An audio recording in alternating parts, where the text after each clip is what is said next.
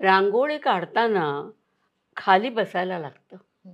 आणि त्यामुळे गुडघ्यांना व्यायाम होतो.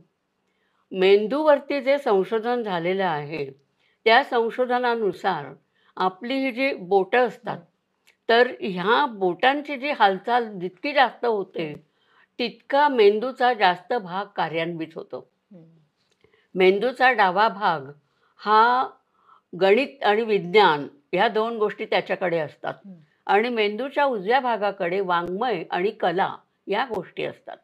ज्यावेळेला तुम्ही रांगोळी काढत असता, तेव्हा त्याच्यामध्ये सिमेट्री किंवा सममिती ज्याला आपण हं, म्हणतो, म्हणजे गणिती भाग असतो हं, आणि त्याच्यात कलाही असते. म्हणजे दोन्ही भाग मेंदूचे कार्यान्वित हं, होतात आणि दोन्हीमध्ये उत्तम संवाद निर्माण होतो. अगदी एका वाक्यात सांगायचं तर मेंदूची क्षमता वाढते. म्हणजे एका साध्या रांगोळी काढणं हं. ह्या